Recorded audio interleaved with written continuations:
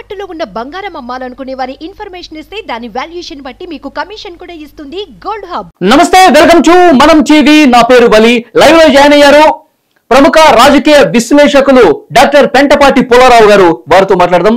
పుల్లారావు గారు నమస్కారం సార్. నమస్కారం అండి సార్. జగన్మోహన్ రెడ్డి గారు ప్రమాణ స్వీకారం చేశారు ఎమ్మెల్యేగా శాసనసభలో. ఒక్క నిమిషం కూడా కూర్చోకుండా వెళ్ళిపోయారు. ఈ రోజైనా శాసనసభకు వచ్చి పూర్తి స్థాయిలో ఉంటారా, స్పీకర్ ఎన్నిక సందర్భంగా ఏమన్నా రెండు ముక్కలు మాట్లాడతారని చెప్పి అందరూ ఎదురు చూశారు. ఈ రోజు రాని పరిస్థితి, పులివెందుల పర్యటన అని చెప్పి సొంత నియోజకవర్గానికి వెళ్ళిపోయారు. ఇక భవిష్యత్తులో కూడా సమావేశాలకు వస్తారా అన్న ఒక డౌట్ వినిపిస్తుంది సార్. ఏంటి ఇప్పుడు రాకపోతే ఎలా అర్థం చేసుకోవాల్సిన అవసరం కనిపిస్తుంది? అంటే ఇప్పుడు మనం ఎలా చూడాలంటే న్యాచురల్ గా ఓటమి తర్వాత పరిగెత్తుకుని ఎవరో వెళ్తారా, రోజు ఇలా ఉంటుంది కదా, బాధ ఉంటుంది కదా, ఇబ్బందికరం ఉంటుంది కదా. అప్పుడు 2019లో కూడా ఇంకో సైడ్ కూడా ఇలాంటి ఇబ్బందులు చూసాం కదా. వల్ల ఈ రాష్ట్రంలో ఎక్కడైతే ఇంత విరోధాలు పెంచుకున్నారో సామాజికంగా, ఇదేం పెద్ద ఐడియాలజీ కాదు, ఏదో పెద్ద ప్రిన్సిపల్స్ కాదు, మన అందరికి తెలిసిన విషయమే. ఈ సామాజిక వర్గాలు డామినేషన్ కోసం ఒకళ్ళ మీద ఒకళ్ళు ఈ లెవెల్ ఎలా చేసుకుంటా వచ్చారు. ఆ పరిస్థితిలో ఇప్పుడు ఈ కోపాలు ఉంటాయి ఓడిపోవటంలో. ఇదిగా కొన్ని రోజులు పడుతుంది, వాళ్ళు సెటిల్ అవుతారు. సెటిల్ అయ్యాక షో రాజకీయ పార్టీగా వాళ్ళు నిర్ణయాలు తీసుకుంటారు. అసెంబ్లీకి రెగ్యులర్ గా వెళ్దామా వద్దా, అసెంబ్లీలో మనకు గౌరవం ఇస్తారా లేదా, అవన్నీ వస్తాయి కదా. వల్ల ఇది మనం ఒకటో రోజు రెండో రోజు ఏదో స్కూల్లోకి పిల్లలు వచ్చి అంత ఇంట్రెస్ట్ గా కూర్చోవడం కష్టం. ఒక ఓటమి ఒక విజయం ఎన్నో పరిణామాలు ఉంటున్నాయి. గెలిచిన వాళ్ళకి ఎంతో మంచి పరిణామాలు ఉంటున్నాయి, ఓడిపోయిన వాళ్ళకి ఎంతో చెడ్డ పరిణామాలు ఉంటున్నాయి. సో ఇవన్నీ అరిగించుకోవాలి కదా. వాళ్ళు డిసైడ్ చేసుకుంటారు. ఇది రాజకీయంగా మనకేం పెద్ద నష్టం లేదు, అసెంబ్లీలో వెళ్ళి కూర్చుంటే అంటే వస్తారు, లేకపోతే లాభం ఉన్నదంటే వస్తారు. లేకపోతే అంటే మొన్న జగన్మోహన్ రెడ్డి గారు ఒక వ్యాఖ్య చేశారు సార్ తన పార్టీకి సంబంధించిన మీటింగ్ లో. మనం 11 మంది ఉన్నాం, వాళ్ళు 164 ఉన్నారు, మనం వెళ్ళినా పెద్ద అక్కడ ఉపయోగం ఏం కనిపించట్లేదు, అది కౌరవ సభ అన్నారు. అంటే ఈ మాటలను బట్టి ఆయన అసెంబ్లీ మీద పెద్ద ఇంట్రెస్ట్ చూపించట్లేదు, ఇక రాకపోయినా ఆశ్చర్యపోవాల్సిన పని లేదనే ఇదే చర్చ జరుగుతుంది. ఇక జగన్మోహన్ రెడ్డి గారు రారు అన్న చర్చ పెద్ద ఎత్తున జరుగుతుంది. నిజంగా రాకపోతే ఏంటి సిచ్యువేషన్? అదే ఇంకా ఒక 2 రోజులు అవ్వింది కదా. 5 సంవత్సరాలు మ్యాప్ ఎలా వేస్తారు ఈవేళ? ఆ ప్రయాణం ఇప్పుడే స్టార్ట్ అవ్వింది కదా. ప్రయాణం ఎంతో ఎక్కువ అవ్వలేదు కదా, సింపుల్ గా ప్రయాణం స్టార్ట్ అవ్వింది. తప్పకుండా కొన్ని రోజులు మనం చూడాలి, చూసాక ఆ వ్యవహారం చూస్తాం. టూ ఎర్లీగా జరిగింది. మనకి ఆయనకి గౌరవం ఇస్తే వస్తాడు అనుకుంటున్నాను నేను. ఇప్పుడు ఆ ప్రోటెం స్పీకర్ ఎవరో ఉన్నారు, ఆయన కూడా మర్యాదగా రిసీవ్ చేసుకున్నారు, మాట్లాడారు. అది రెస్పెక్ట్ మీద ఆధారపడి ఉంటారు. నేను తప్పకుండా నేను అనుకుంటున్నా, చాలా మంది మళ్ళీ విమర్శించవచ్చు. ఎవరైతే అధికారంలో ఉన్నారో వాళ్ళు ఆపోజిషన్ ని మర్యాదగా చూసి దగ్గర పిలిచి చేసుకుంటే వాళ్ళకే మంచిది. కానీ అసెంబ్లీలో ఈ రోజు కూడా ఒక కీలకమైన రోజు, స్పీకర్ ఎన్నిక జరిగిన రోజు. స్పీకర్ ని వారి చైర్ లో కూర్చోబెట్టేటప్పుడు ఇప్పుడు అధికార పార్టీకి సంబంధించిన నాయకులే కనిపించారు. సీఎం గారు, డిప్యూటీ సీఎం గారు, తర్వాత బీజేపీకి సంబంధించిన లీడర్, ఆ తర్వాత అచ్చెన్నాయుడు గారు, వీళ్ళే కనిపించారు సార్. ప్రతిపక్ష బాధ్యత పోషించాల్సినటువంటి జగన్మోహన్ రెడ్డి గారు కూడా అందులో కొంచెం హుందాగా వ్యవహరించుంటే బాగుండేది. వారు కూడా ఉండుంటే స్పీకర్ ఎన్నికైన తర్వాత ఆయన చైర్ లో కూర్చోబెట్టే బాధ్యత ఆయన కూడా ఒక భాగస్వామి అయి ఉంటే బాగుండేది అని ఒక చర్చ ఉంది. ఈ రోజు రాకపోవటం ఎలా చూడాలి?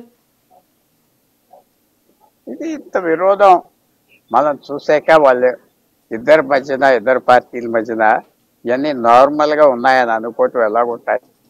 అదేమన్నా పెద్ద మనుషులు తరాగా చేశారా, చేస్తున్నారా? ఇంకా రాజకీయం ఒక యుద్ధం. పాలిటిక్స్ అంటే మావోయిస్టు ఏమన్నాడు, యుద్ధం ఇంకో రూపంలో యుద్ధం కనపడదు. ఏదో ఎలక్షన్ లో ఓట్లు బీట్లు అనుకుంటున్నారు, ఇది అధికారం కోసం. సో యుద్ధం జరుగుతుంది. యుద్ధం జరిగే టైంలో కరెక్టే మీరు చెప్పిందంతా వచ్చి కలిసి కూర్చొని చేసుకుంటే ఆంధ్రప్రదేశ్కి ఎంతో మర్యాద పెరుగుతుంది. ఆంధ్రప్రదేశ్కి ఆ స్థితి ఉన్నదా? లేదనుకుంటున్నా నేను. ఆ అదృష్టం ఉన్నదా? లేదు. 2014 నుంచి ఇలాగే ఉన్నది. సో కొత్తగా ఈవేళ వచ్చేది ఏం లేదు. నేను ఆశ్చర్యపోతా, ఇద్దరు మేజర్ పార్టీలు జనసేన అందరూ కలిసి ఓ నిర్ణయం తీసుకుని మనం కలిసి పనిచేద్దాం, మర్యాద ఇద్దాం అనుకుంటే ఒక పెద్ద డెవలప్మెంట్, ఆంధ్రప్రదేశ్కి ఒక పాజిటివ్ డెవలప్మెంట్ వస్తుంది. చేస్తారనేది ఎప్పుడు నా వ్యూ.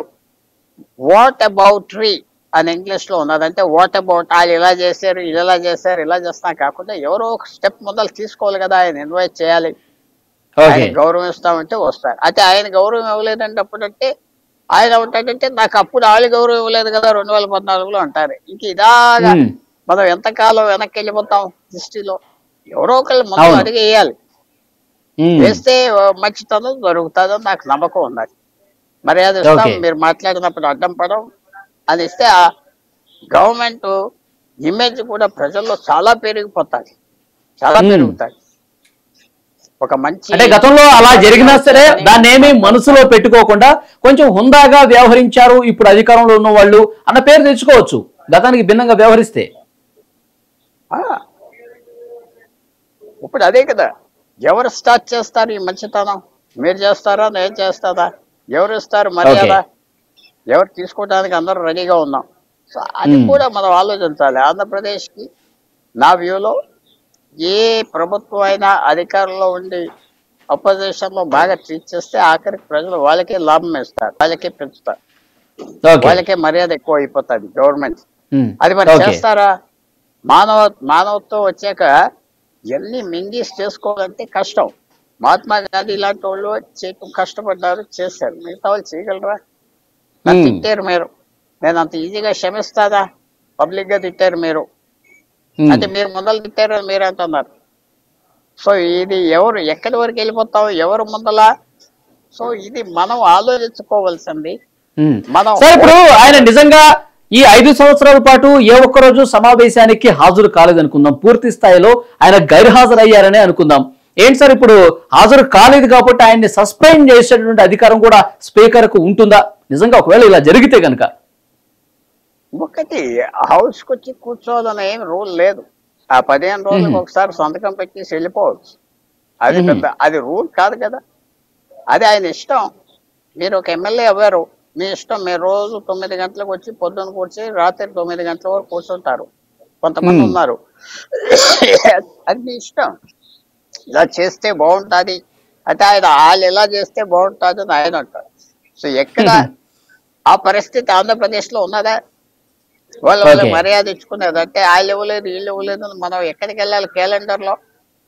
వాళ్ళ పరిస్థితులు బట్టి మీరు అడిగిన ప్రశ్న, చట్టాల్లో స్వేరింగ్ అని అవ్వాక నువ్వు వస్తారా లేకపోతే లేదు. ఈ ప్రతి 20 రోజులు కానీ ప్రజలు మాత్రం ఒక బాధ్యత అప్పగించారు కదా సార్. కేవలం 11 స్థానాలు ఇచ్చారను, లేకపోతే చాలా తక్కువ స్థానాలు ఇచ్చారను, మనం అవమానానికి గురై, లేదంటే మనం అసెంబ్లీకి హాజరైతే ఎవరో గతంలో మనం చేసినట్టు వీళ్ళు మనల్ని అవమానపరుస్తారని చెప్పేసి ఇట్లా అనుకుని అసెంబ్లీకి వెళ్ళకపోతే గనక 11 స్థానాలు ఇచ్చింది ప్రజలే, అప్పుడు 151 ఇచ్చింది కూడా ప్రజలే. ప్రజలు ఒక బాధ్యత అప్పగించినప్పుడు దానికి 100% మనం న్యాయం చేసేదిలా ఉండాలి. సో ప్రజల మధ్య చులకనయ్యే పరిస్థితి లేదా ఒకవేళ రాకపోతే? అది అంత ప్రజలు దాని గురించి చూసి అసెంబ్లీకి వచ్చి కూర్చున్నారు, ఓట్లేస్తారా? ప్రజా సమస్యల మీద చర్చలు జరిగేది, ప్రజలకు ఉపయోగపడే బిల్లుల మీద చర్చలు జరిగి చేసేది చట్టసభ కదా సార్. మరి దానికి హాజరవ్వాల్సిన బాధ్యత కూడా ఉంటుంది కదా. పీస్ఫుల్ గా జరుగుతుందా? మనకు చూసిన 10 సంవత్సరాల్లో ఇది Telangana assembly, Orissa assembly, Madras assembly, Karnataka అసెంబ్లీయా చెప్పండి? ఇక్కడ పచ్చి విరోధం దేశాల మధ్యలో ఎలాగ విరోధ దేశాల మధ్య ఉన్నదో అవ్వింది. ఎవరు ముందలకి అడిగేయటానికి కాంప్రమైజ్కి ఎవరు రావట్లేదు, కోపాలతో ఉన్నారు. కరెక్ట్, నేను కాదంటలేదు. అది తీరే వరకు ఇలాగే ఉంటుంది.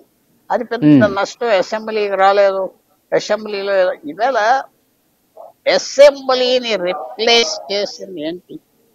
టెలివిజన్. అసెంబ్లీలో డిస్కషన్ కంటే టెలివిజన్ డిబేట్స్ ఎక్కువ చూస్తున్నారు జనం. అవును, ఏమన్నారు ఏంటి ఈ టెలివిజన్ డిబేట్స్ లోనే తెలుసుకుంటారు. అసెంబ్లీకి వెళ్ళకపోతే, నేను అనేది చాలా మందికి నచ్చదు, ఆ డిబేట్స్ లో పార్టిసిపేట్ చేయకపోతే ఏదో పెద్దగా వచ్చేది లేదు, పోయేది లేదు. ఎందుకంటే గవర్నమెంట్ వాళ్ళు తీసుకున్న వ్యూ మాట్లాడలేదు.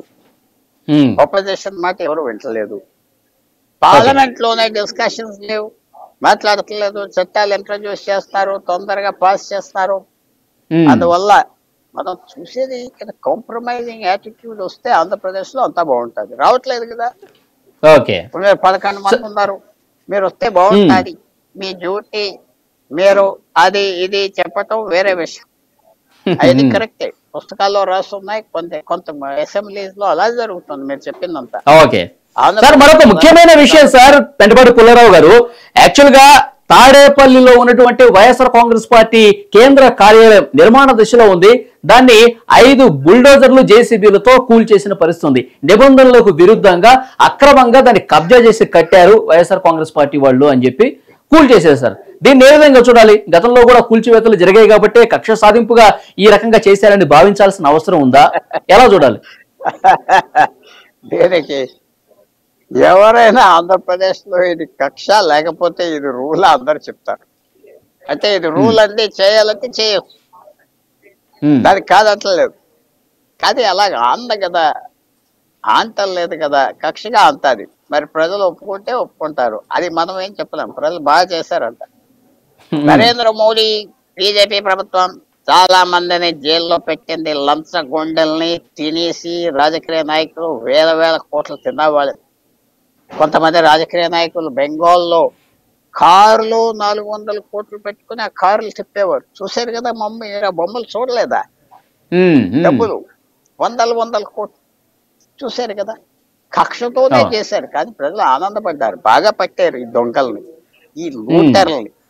రాజకీయం వాడి లూట్ చేసి తినేసి ఇల్లు కొనుక్కుని ప్రైవేట్ ప్లేన్ లో తిరిగి పెద్ద బంగ్లాలు వీళ్ళ పాకల్లో ఉండి బ్రతికే వాళ్ళు, ఇలా అమ్మ నాన్నలు ఇలా ఉందని అందరికి తెలుసు కదా. కానీ నరేంద్ర మోడీ మీద ఎవరికి కోపం రాలేదు. బీజేపీ వాళ్ళని పెడతలేదండి, విరోధుల్లో పెట్టాలంటే బాగా పెట్టేటట్ట. దాన్ని ఎవరిని పట్టుకుంటేది? ఒక పిల్లి నల్లగా ఉండినా తెల్లగా ఉండినా ఎలకలను పట్టే చాలంట పెద్దవాళ్ళు. అలాగే ఇది కక్ష. ఎస్, కక్ష బాగా జరిగింది అంటారా ప్రజలు?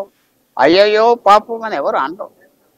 ఎవరు 5 సంవత్సరాల్లో పాపం అని ఎవరు అనలేదు. కొంతమంది ప్రజావేదికను కూల్చారు కదా, ఆ ప్రస్తావన తీసుకొస్తున్నారు సార్. ప్రజావేదిక అనేది ఒక ప్రభుత్వ భవనంగా ఉంది. చంద్రబాబు గారు ముఖ్యమంత్రిగా ఉన్న సమయంలో అక్కడే అనేక సమీక్షలు, సమావేశాలు, నిర్ణయాలు తీసుకున్న భవనం, ఆల్రెడీ కొనసాగుతున్నటువంటి భవనం, దాన్నే కూల్చేసిన పరిస్థితి. ఇక్కడ ఇంకా నిర్మాణం పూర్తి కాలేదు, సగం నిర్మాణం జరిగినటువంటి కట్టడం. ఇది నిబంధనలకు విరుద్ధంగా ఉంది. ఇరిగేషన్ శాఖ భూమిని కబ్జా చేసి కడుతున్నారని చెప్పి ఆధారాలతో సహా ఉన్నాయి. ఎక్కడ పర్మిషన్ తీసుకోలేదు కాబట్టి కూల్చేశామని ఇక్కడ అధికారులు చెప్తూ ఉన్నారు. ఎట్లా చూస్తారు సార్ రెండింటిని? ఎట్లా చూసేది అయితే నాకు నవ్వు వస్తుంది మీ మాటలు వింటే. వస్తుందంటే నేను ఇందాక చాలా వివరించాను. రాజకీయంలో వీళ్ళు వచ్చి దేశానికి సేవ చేయడానికి వచ్చారా? ఒక సేవ అంటే మీరు ఎలక్షన్ లో ప్రజలు ఓట్లు వేస్తున్నారు కదండి, వీళ్ళని ఒప్పుకున్నారండి అంటే దానికి ఎందుకు ఏం చెప్పలేనంటే 2 మనుషులు ఉన్నారు, ఆడికైనాయి ఈడికైనాయి, అంతే కదా. అవును, నాకు ఇష్టం లేకపోతే ఎవరికి వెళ్ళి వేసుకుంటా? ఆంధ్రప్రదేశ్ లో నోటాకి వెళ్ళి వేయాలి. అంత కారెక్కి ఆ పోలింగ్ బూత్ వెళ్ళి ఆ ఎండలో నిలబడి ఆ చెమట పట్టించుకుని ఎందుకు వేయాలి? అందుకే 40% 30% జనం వేయట్లేదు. ఇది తేడా ఏమున్నది? తేడా చూపెడితే చాలా ఆనందపడుతుంది. వీళ్ళ కక్షలు వచ్చి మన నెత్తి మీద పడకుండా ఉంటే బాగుంటుంది. ఇలాగే రాష్ట్రంలో శాంతి లేకుండా ఎవరో ముందలు అడిగి వేస్తారా? కక్ష అంటే అన్ని చేయాలి. నేను చాలా హ్యాపీ అవుతా. ఆ బిల్డింగ్ తప్పుగా తీస్తారంటే మిగతా కూడా తీసి పారేయాలి. ఎవరెవరు కట్టారో ఆ నదిలో ఇక్కడ అక్కడ తీసేస్తే ఐ బి వెరీ హ్యాపీ. ఇది నేను చెడ్డ పని అంటలేదు. నువ్వు తప్పుగా కడితే బిల్డింగ్ కొట్టేయి. నువ్వు తప్పుగా తీసుకొచ్చి ఆ ఇసుక తీసుకొస్తే జైల్లో పెట్టు. కక్ష అయినా కొన్ని రోజులకి అది మంచిది అవుతుంది రాజకీయానికి. కక్ష అయినా ఒక్కోసారి మంచివాడిని చెడ్డవాడిని పట్టుకుంటే కరెక్టే. కానీ మీరు అడిగిన బేసిక్ ప్రశ్న కలిసి పనిచేస్తారంటే ఐ విష్ దే వర్క్ కదా. కలిసి పని చేయాలి, కలిసి కూర్చోవాలి, మాట్లాడుకోవాలి, మంచి పనులు చేయాలి, బయట తిట్టుకోండి అనేదంతా అది జరిగిందా 2014 నుంచి మీరు చెప్తే చాలా ఆనందపడతాం. 10 సంవత్సరాలు జరిగింది, వెంటనే 10 రోజుల్లో జరగదు. అది ఎవరో స్టెప్ తీసుకోవాలి ఓకే కాంప్రమైజ్ కోసం. అది ఎదురు చూస్తున్నా నేను. కాంప్రమైజ్ చేసుకోవాలి మంచి. కాంప్రమైజ్ చేయకపోతే ఇలా వెళ్తాను ఆఖరి వరకు. ఓకే, ఈ కక్ష రాజకీయాలు అనేవి కాసేపు పక్కన పెట్టాలి, కొంత హుందా రాజకీయాలు చేయాల్సిన అవసరం అయితే కనిపిస్తుంది. సో మొత్తానికి జగన్మోహన్ రెడ్డి గారు ఈ రోజు అసెంబ్లీకి రాకపోవడం మీద తీవ్రమైన చర్చ జరుగుతుంది. ఇకనైనా అసెంబ్లీకి రావాలని చెప్పి చాలా మంది డిమాండ్ అయితే వినిపిస్తున్నారు. ఇక ఇవన్నీ పక్కన పెడితే కనుక ఆంధ్రప్రదేశ్ రాష్ట్ర అభివృద్ధిలో ముందుకు పోవాల్సిన అవసరం కనిపిస్తుంది. కొంచెం కీలకమైన నిర్ణయాలు, ప్రతిపక్షానికి కూడా కొంత అవకాశాలు కల్పించి కలిసి పనిచేస్తే కనుక మంచి పరిణామాలు ఉంటాయి, అభివృద్ధి బాగా జరుగుతుంది, ప్రజల సంక్షేమం కోసం కలిసి పనిచేయాలని డాక్టర్ పెంటపాటి పుల్లారావు గారు కూడా చెప్తున్నారు. చూద్దాం ఇక భవిష్యత్ పరిణామాలు ఏపీలో ఏ విధంగా ఉంటాయనేది. Thank you very much Pentapati Pullarao garu. Thank you.